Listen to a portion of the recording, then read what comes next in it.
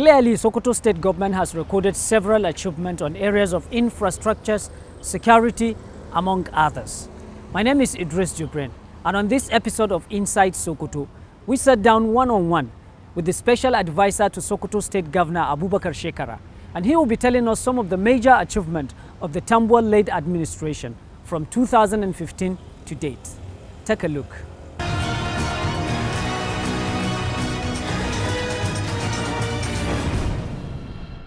The greatest achievement for young people in Sokoto State, as far as I'm concerned, by Waziri Tambuwal, is the fact that he has tried to diminish, to subdue the involvement of area boys in politics in Sokoto State. And by that virtue, the subduing of the activities of area boys as a whole in Sokoto State. Pre-2015, you couldn't wear a good watch and walk the street of Sokoto State.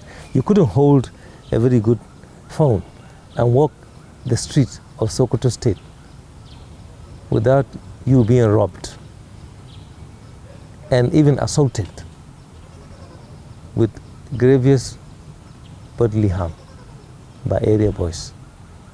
The area boys and hoodlums are taking control of entirely all the neighborhoods of the state at that time. They had been used for politics and they'd been let loose on society. They were being backed and supported by people in power at the time.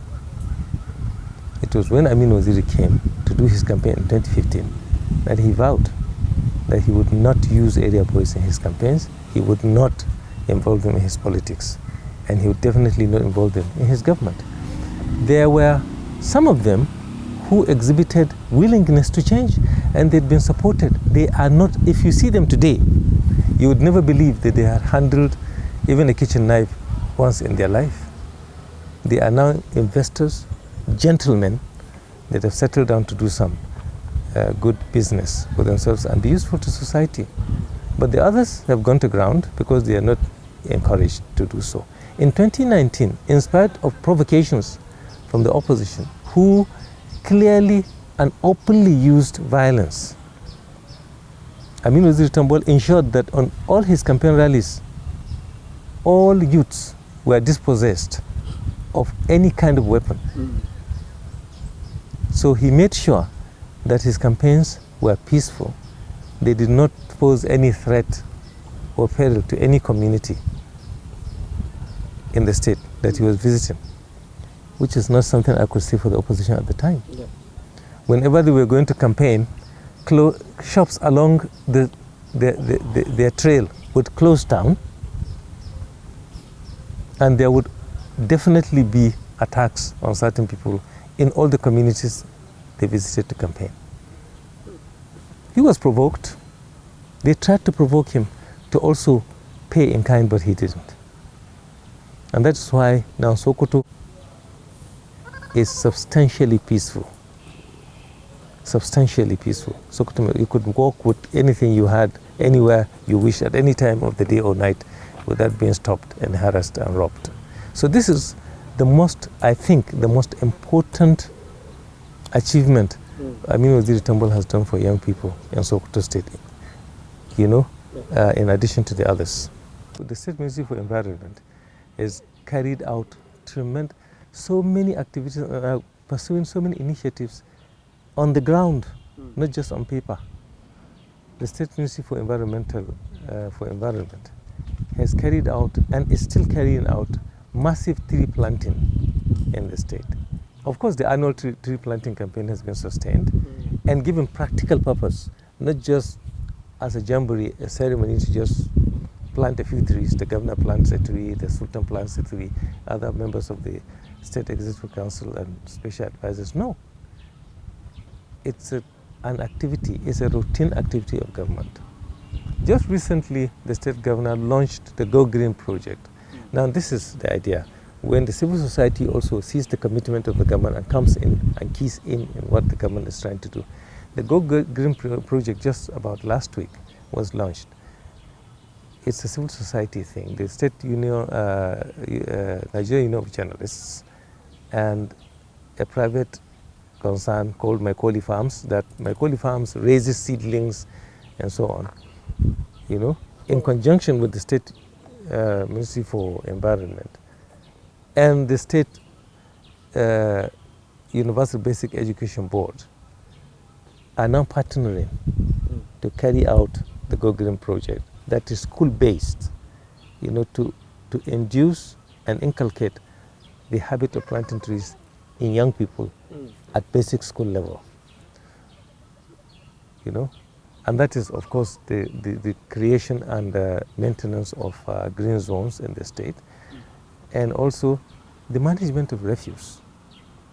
The management of refuse across the metropolis, which the State Ministry of Environment is well equipped to do by the provision of payloaders and other, you know, smaller mini refuse disposal equipment and facilities.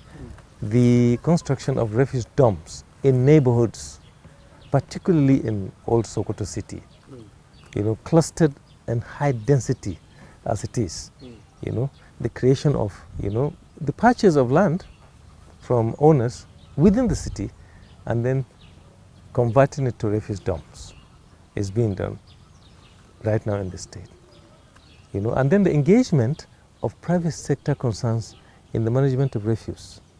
In many neighborhoods now in Sokoto, you would not see refuse dumps, particularly in the GRAs.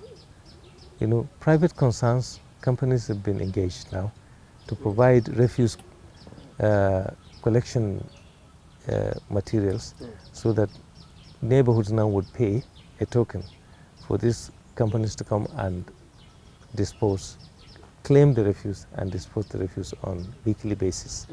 Now this is just the start. Eventually the entire Sokoto metropolis would be covered by that. Now one of the many, I think the most awesome achievement in terms of environment, of course, is that of the Mabera storm water project in conjunction with NewMap. It's a dually funded project.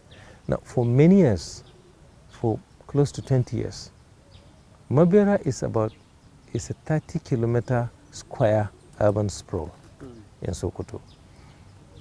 Population was increasing tremendously. The area was expanding, and therefore drainage was not being taken care of. And every rainy season, Mabera will turn into an Atlantis. You know, people, in many parts of Mabera, people moved by boats, by canoes. Schools were closing. School children were not able to attend school because of that. After every heavy rain, Mabera was being inundated by waters, by flood waters. For many years, for up to 20 years, that was the story of Mabera. Not until Aminu Waziri Tambol came along as governor of Sokoto State, and in conjunction with NewMap, has now constructed a 10-kilometer drainage system across Mabera, which is going to be expanded, of course, up to Nakasari and Tamaji areas, you know. But now Mabera, this rainy season, after every rainfall, Mabera dries up in a matter of 1 hour or 30 minutes, you know. So that is a very awesome achievement by the administration of Aminu Tambol, you know. And then there are so many partnerships with the Qatar Foundation to raise dates orchards in the state. Of course, dates are a very important thing for the people of Sokoto. It's not just a fruit, but it's also part of our religious beliefs. Dates are of great value to any Muslim community. Now, in conjunction with the Qatar Foundation, date orchards are going to be raised. You know, the land has been allocated and the land is being tended for that.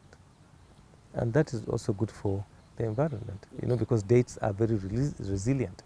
They are climate resilient, even though dates take a very long time to mature and grow, you know. But then there are now new species of dates that grow, mature, and bear fruit in a very, very short time. So these are some of the achievements for environment, in Sokoto State.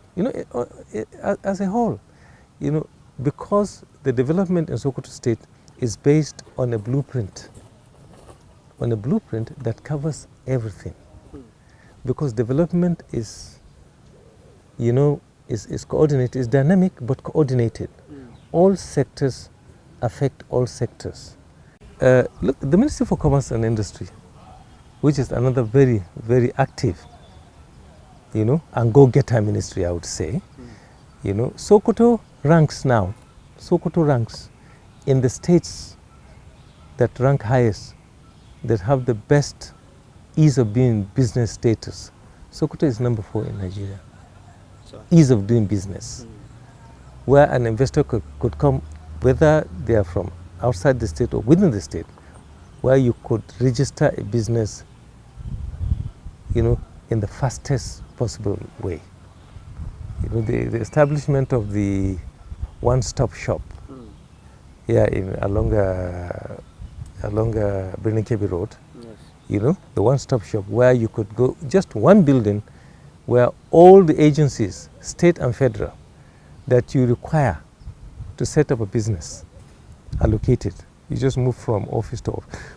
In fact, cubicle to cubicle to register your business. Now, Sokoto State also is the most friendly state in the acquisition of land to establish factories and industries.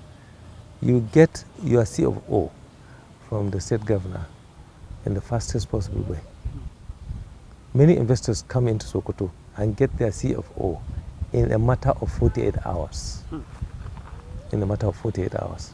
They acquire CFOs in a matter of 48 hours to ease investment and establishment of industry. And that is why Sokoto is now host to a number of private sector interventions. The Bua cement factory is enlarging. They've just completed their new plant, which was commissioned by the Vice President recently. And they're expanding they're expanding still. Just neighbors, close neighbors with Bua are the OCP Morocco fertilizer plant. Office of Morocco fertilizer plant, which is in a very advanced level of completion. There's a Dangote rice mill, which is also in a very advanced stage of completion in Kwari local government. Of course, there's the Kwalkwalawa fertilizer phosphate plant that is also in a very advanced, that has been completed as operational. Now, the Sokoto Central Market, which was unfortunately gutted down by fire last year, is being reconstructed now. Constructions have gone far. The market is being reconstructed to suit the modern standards of markets anywhere in the world. And the market now would be a source of revenue for the state. Not like previously when the market was just there, you wouldn't believe it. Previously, the Sokoto Central Market was in fact under the Ministry for Land and Housing, not the Ministry of Commerce. Of course, there was a reason to that, but then there is no earthly reason why a market shouldn't be under the Ministry for Commerce. Yes. Okay, but it's not even under the Ministry of Commerce now. The Sokoto Central Market is going to be a concern of its own, a company of its own, okay, under the Sokoto State Investment Company, okay, with an autonomy, a registered company under Sokoto State Investment Company. So if you are going to be given a shop in the market, you will be allocated a shop not as an individual, but as a registered company. Okay. Because as it was before the market got burnt down, for many years, shops in the market were even being put in property to be inherited by heirs. When a trader died, his son could inherit a stall in the market, a shop in the market. It's added onto the property to be inherited by successors. And then I think at the time it was 1,000 naira per month per shop. Now, if you could, just try to approximate how much business is being carried out daily in the Sokoto market, it will run in billions of naira. Yes. And Sokoto state is getting 1,000 naira per month, per stall. All that is going to change because that is not the global best practice. Yeah. You construct a market is a facility, and then you use it to boost commerce, to boost trade, and then so that the government could also earn much needed internally generated revenue from that as a facility. That is the plan for the market, and the business community actually support that. Of course, there are voices of dissent. People who either innocently or otherwise don't understand the benefits. People who would wish that the old tradition should be sustained, but then a substantial number of the business community understand that needs to be done because they go out to other parts of the world. They go to Dubai and see what obtains in Dubai. They go to Kaduna and see what obtains in Kaduna. They go to Lagos or Abuja and they see what obtains in Lagos and Abuja. And there's no reason why they would object to that practice being introduced in Sokoto state. Well, banditry is a sub-regional problem involving other states than Sokoto being one, Kebbi, Zamfara, Niger, Kaduna, Katsina. A large chunk of forest and wilderness that these states share as a boundary, being the hub and the hideout of these bandits, from where they carry out forays into states, with ease. But of course, Sokoto is suffering from what started as a spillover from Zamfara state. Now, but what the government has been doing, even beyond what the constitutional role allows the state government to do, because security is in the exclusive legislative list, meaning that it's the sole responsibility of the commander-in-chief. Yes. The Sokoto governor cannot command the army, he cannot command the police, he cannot determine strategy, he can't command operations and so on, but he could only report the conditions and situations to the commander-in-chief for action to be taken. But what the state government can do, it has done. It has supported security agencies, all of them, all the security agencies in the state have been supported monthly, regularly, without fail, in logistics. So far, the administration of Aminu Waziri Tambol has provided, I think, over 200, up to 300 vehicles of different categories to security agencies in the state. That's besides the cost of maintenance and other logistics that the state government provides regularly. The Sokoto state government manages all the IDP camps that unfortunately are created by banditry, people fleeing their communities. Recently, the state government, in conjunction with Qatar Foundation, commissioned a number of houses in Rabah local government for bandits, for victims of bandits. IDPs that have been created by banditry that resided in Gandhi, a village in Rabah local government. Unfortunately, Gandhi was the first local government, was the first community to suffer very major attacks by bandits a couple of years back. So that IDP camp has now been turned into housing projects, into houses for bandits where they are going to settle permanently now. And they've been provided with a school, health facilities, and farmland to carry on with their cultivation activities.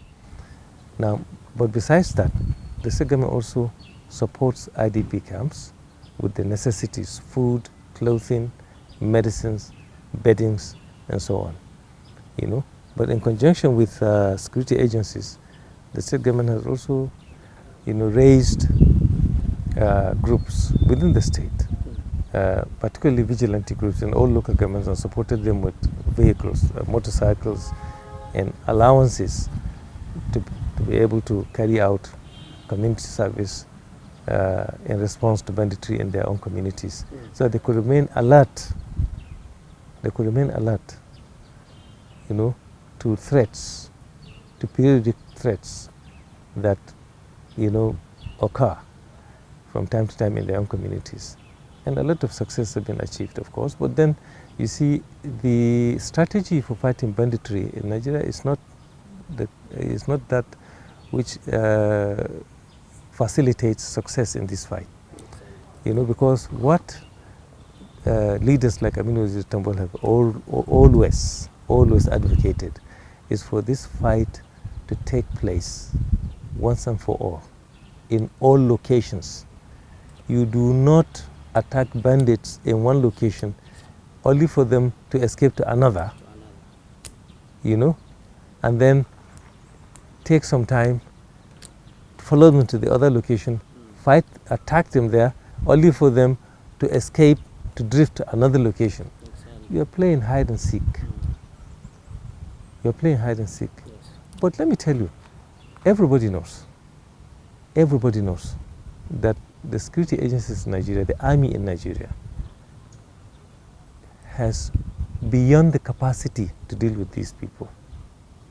Urban renewal, the new roads that are being constructed, over 60 new roads, up to 100 new roads within the metropolis. And then the construction of semi-urban road system in all local governments in Sokoto State. In all local governments, perhaps except what you would call metropolitan local governments. Like Sokoto North and South, Wamako,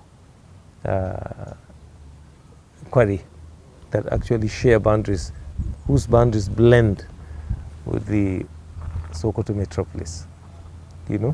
But then roads in Sokoto, the opening up of neighborhoods, it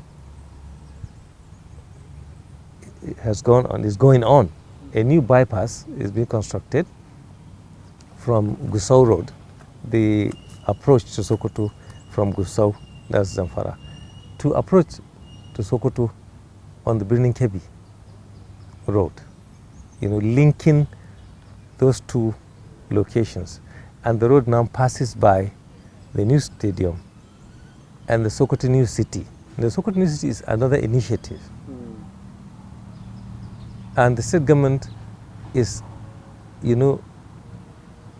igniting that by the construction of 342 housing units in that location. Those will form the nucleus around which the new city would now expand. In conjunction with the private sector, of course. We all know how new cities develop. Yes. Now that is one. Then, of course, the flyovers.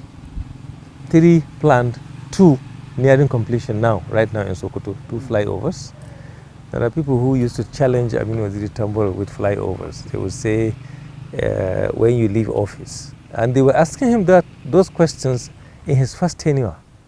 Okay. And when he had more than 7 years to go, they would say, when you leave office, that right now they will say there's Gadan Alu. There's a flyover constructed by Wamako. And they would say Gadan Bafarawa, okay. A flyover constructed by Bafarawa. You, by what would we remember you? How could you ask the governor such a question in his first term? The 2 flyovers they are referring to were actually constructed in the second terms of these governors. You understand? Now Tambol is constructing and finishing 2 flyovers. Wow. So which one are you going to call Gadan Aminu? Gadan Aminu, this one Gadan Aminu, the other Gadan Waziri. And if the third one is finished, Gadan Tambol. Yeah, so this is it. You understand? Yeah. Now, but Amin Waziri isn't doing these constructions just so that they could be named after him, or so that he could indulge in bravado and chest beating. Yes. You know, he's doing them because that is what the people of Sokoto State need to develop. He is not someone who blows his trumpet and beats his own drums, you know. But everyone who comes to Sokoto and sees these constructions, new roads, double carriageways provided across the city. Look at the Runjan Sambo neighborhood, you know, opened up via about 50 streets crisscrossing Runjan Sambo, a neighborhood that was a nightmare to visit in the past. It's not a heaven for motorists, you know. About 50 new streets constructed in Runjan Sambo, you know. So this is part of the urban renewal that Tambuwal is carrying out in Sokoto State. I wish to see Sokoto State being administered by PDP from 2023. Not just because PDP is the party I belong to, but because I know and have the confidence that the candidate for governorship for PDP has the capacity and perspective and the attitude to carry on with these laudable initiatives and the spirit that Amin Waziri Tambul is going to bequeath to the state. So I'd like to see these initiatives that will move Sokoto State forward, that will gain for Sokoto the respect of the nation and international community. I wish to see that go on and even become consolidated by a new administration. And I believe that those visions and those spirits of governance, of leadership, are reposed in the governorship candidate of the PDP, that is Said Umar Obandoma of Sokoto, who is an experienced finance expert. He's been in the banking industry, involved in development financing for many years for Northwest, who was the Secretary to the State Government in the first tenure, in the second tenure, Commissioner of Finance in the first tenure, involved in the formulation and financing of projects and programs in Sokoto State with the same educational, intellectual level.